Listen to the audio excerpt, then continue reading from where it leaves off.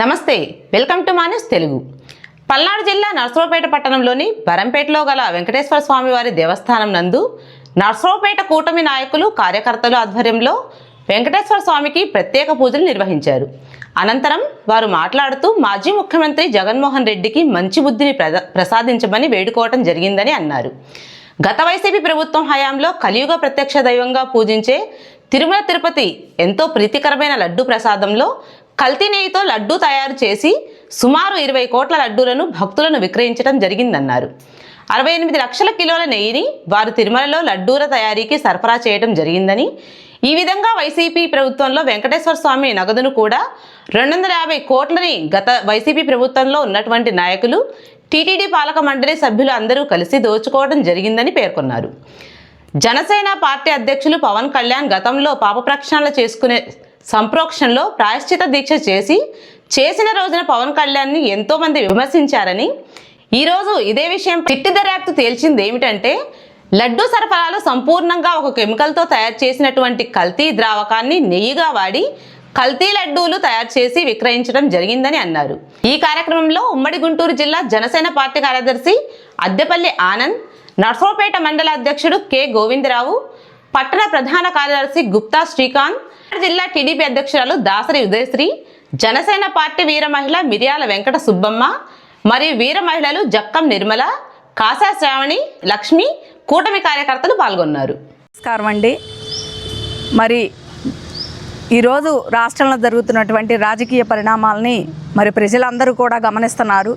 ముఖ్యంగా ఈరోజు బరంపేటలోని వెంకటేశ్వర స్వామి గుడి వద్ద మన నర్సరావుపేట కూటమి నాయకులు కార్యకర్తలు అందరూ కూడా తిరుమల వెంకటేశ్వర స్వామి మన కలియుగ ప్రత్యక్ష దైవమైనటువంటి శ్రీ వెంకటేశ్వర స్వామికి ఈరోజు బరంపేటలో మేము ప్రత్యేకమైనటువంటి పూజలు చేయడం జరిగింది. ఎందుకంటే జగన్మోహన్ రెడ్డి గారికి మంచి బుద్ధిని ప్రసాదించమని ఆ స్వామివారిని వేడుకోవడం జరిగింది. గత వైసీపీ ప్రభుత్వ హయాంలో మరి మనం ఎంతగానో కలియుగ ప్రత్యక్ష దైవంగా పూజించే తిరుమల వెంకటేశ్వర స్వామి ఎంతో ప్రీతికరమైనటువంటి లడ్డు మహాప్రసాదంలో కల్తీ నెయ్యితో మరి వాళ్ళు లడ్డూలు తయారు చేసి సుమారు 20 కోట్ల లడ్డూల్ని భక్తులకి విక్రయించడం జరిగింది.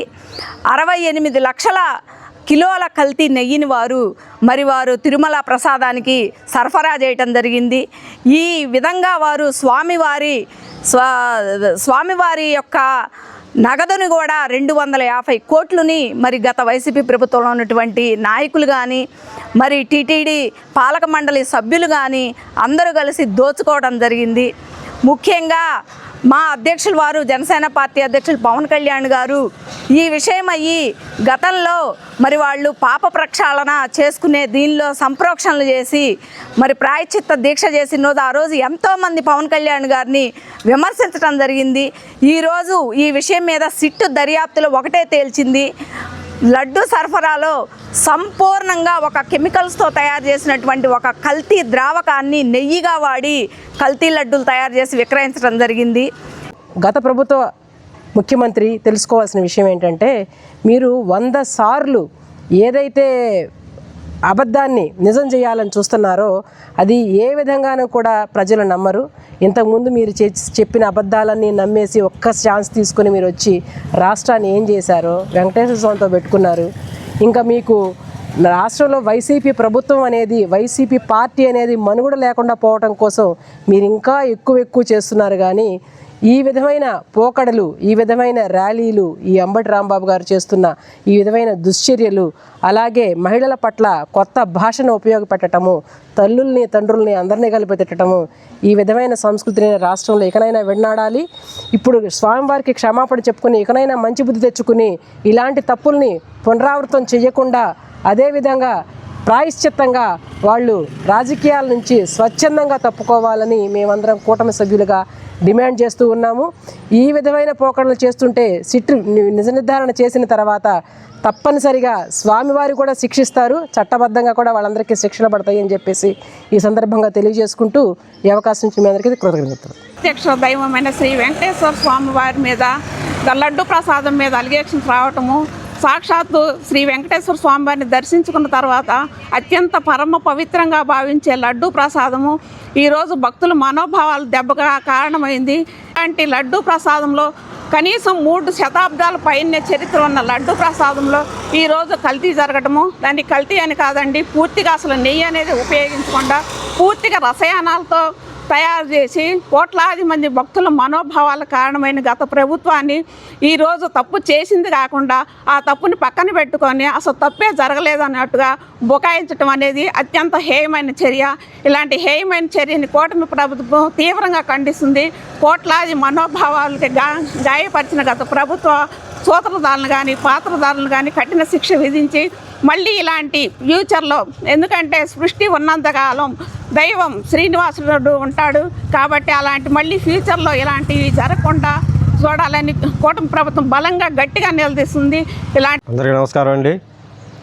రాష్ట్రంలో గత కొన్ని రోజులుగా జరుగుతున్న పరిణామాలు చూస్తూ ఉన్నారు. తిరుమల తిరుపతి దేవస్థానంలోని లడ్డూ మీద జరుగుతున్న విషయంలో సిట్టు నివేదిక వచ్చిన తర్వాత వైసీపీ పార్టీ ఒక కొత్త డ్రామాకి తెరదీసింది. ఏదైతే వాళ్ళు చేసిన తప్పు ఉందో పాలు లేని నెయ్యిని స్వామివారి లడ్డు ప్రసాదంలో కలిపి సింథటిక్ రసాయనాలతో చేసిన అటువంటి పదార్థాలతో లడ్డు తయారు చేశారు. ఆ యొక్క విషయం సిట్టు నివేదిక రాగానే అది ఎక్కడ ప్రజలు గమనిస్తారో, వాళ్ళ తప్పుని ఎండబడతారో అని భయపడి కులాల రాజకీయాలను మొదలుపెట్టింది. ఆ కులాల రాజకీయాల్లో అంబటి రాంబాబు అనే హైడ్రామా వ్యక్తిని, ఒక నటన వరుణ్ణి తీసుకొచ్చి ఈరోజు కాపు కులమనో ఇంకో కులమనో వాళ్ళు చెబుతూ ఈ యొక్క విషయాన్ని పక్కదారి పట్టించే విధంగా చేస్తున్నారు. ఈ యొక్క విషయాన్ని ప్రజలందరూ గమనించి జగన్మోహన్ రెడ్డి గారికి తగిన గుణపాఠం చెప్తారని ఈ సందర్భంగా తెలియజేస్తున్నాను.